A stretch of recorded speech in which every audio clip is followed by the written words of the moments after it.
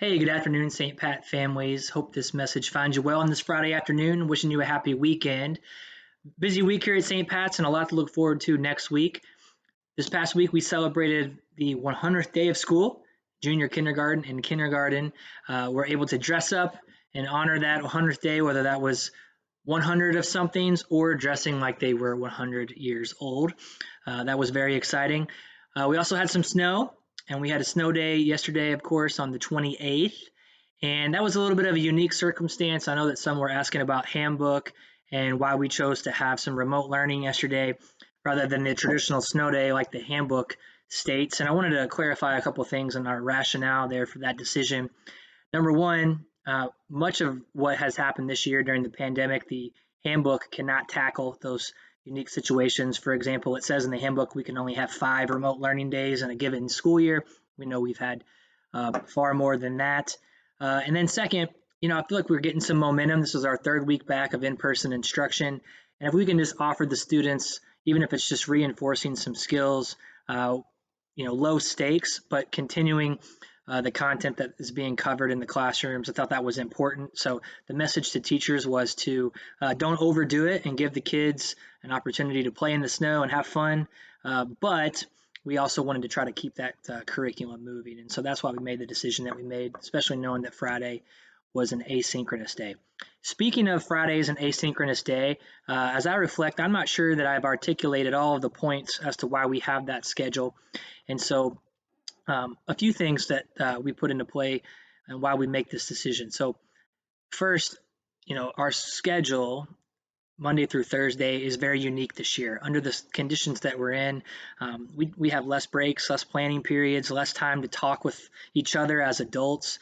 Our school day is actually extended. We have more time to cover this year because kids can't be in the same place, and so everybody's required to report earlier. And it's a very stressful schedule, to put it mildly. So Fridays offer us a chance to have team meetings, to have faculty meetings, for teachers to collaborate. Even if we're meeting virtually, it's still a chance for us to connect with one another. It's a chance to respond to emails, call parents back, plan, grade. We do have some students who don't attend in-person instruction, and so it's a chance for us to work with those students who are 100% remote. We also have students who are quarantined that need some support and guidance, and so we really kind of pack all that in on Fridays and get as much as we can done. So it's a very busy day, but we feel like it's important for our sustainability to have this model in place. So we are, looking at when we may phase out of that, and it's really up in the air at this point. It's not so much of a safety issue, like once we're vaccinated, Fridays will maybe be different. And as these conditions that we're working in remain the same and the schedule remains the same, the Friday is very helpful. So just shed some light there. We had a great day today. We worked with some students early in the morning. We had a 2-hour professional development session from 10 to 12. Was able to see Father Jeff, pray, learn together, have lunch, and really just a great day for our faculty.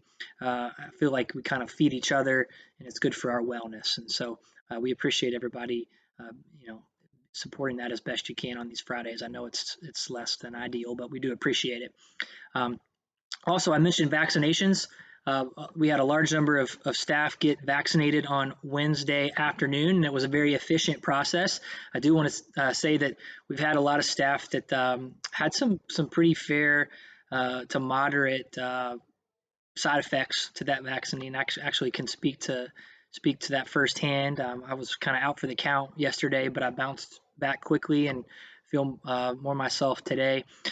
So we learned a lot from that. We actually had some teachers unable to work today, just still dealing with fevers and chills and headaches and those kind of things. So we are going to factor that in for the next round in about a month and see if we need to adjust our calendars to accommodate all of our staff who are going to get that second dose. But we appreciate your support of that, and we know it's really important for us moving forward and having in-person learning.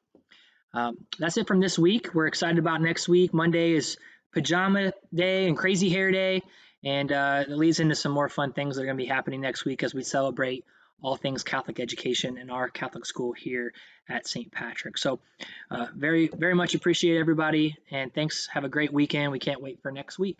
See you later.